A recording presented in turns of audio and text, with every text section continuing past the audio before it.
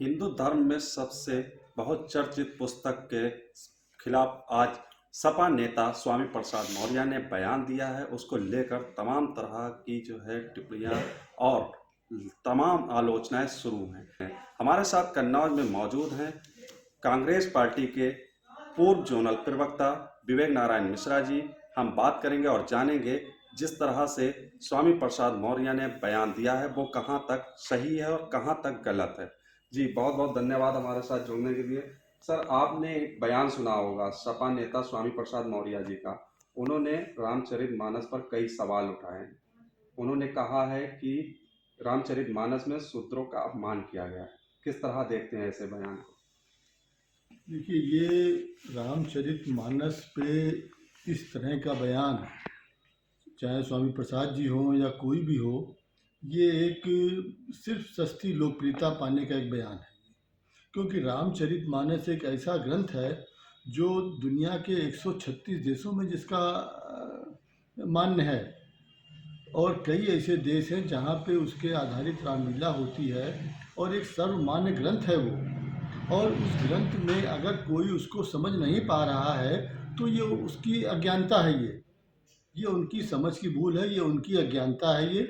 और जो उन्होंने कहा है प्रतिबंध करने की बात, ये अब इसके लिए बहुत ही हास्यास्पद बात है ये, कि जो चीज़ आज सदियों से प्रमाणित है और उस ग्रंथ को ये बंद करने की बात कह रहे हैं या प्रतिबंधित करने की, तो ये उनकी उनका अपना अज्ञानता हो सकती है ये।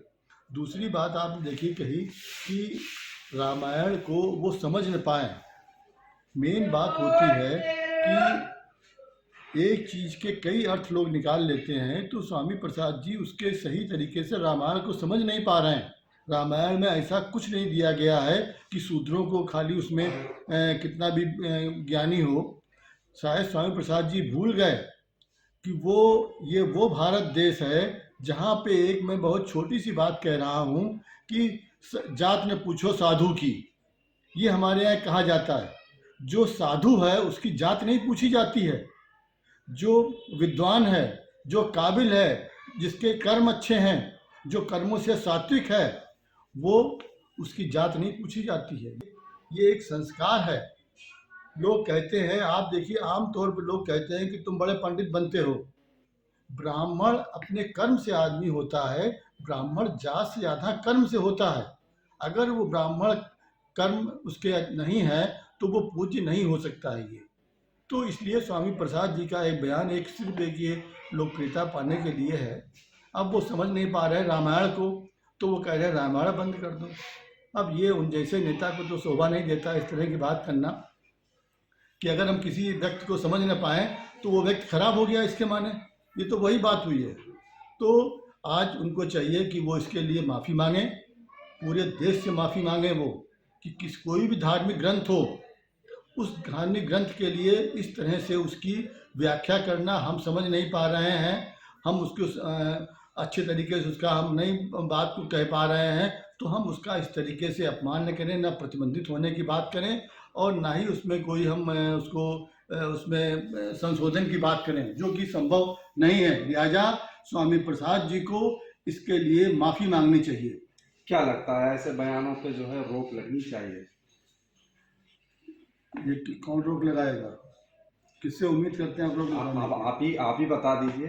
ये बताइए। आप बताइए कौन रोक लगाएगा इस पे? सुप्रीम कोर्ट तो अभी कह चुका है कि तमाम तरह के जो है ठेस पहुंचाने वाले बयानों को रोका जाए। ये तो अब रोक लगाने वाली बात तो आप कहते हैं, महात्मा गांधी जो हमारे राष्ट्रपिता हैं, उनके संग किस तरीके के वीडियो को उनके लिए वायरल करे जा रहे हैं, जिनको कहने में मुझे शर्म आती है। इतने अश्लील वीडियो हैं राष्ट्रपिता के लिए, उस पर आज तक सरकार ने कोई कार्रवाई नहीं करी, संज्ञान में नहीं लिया।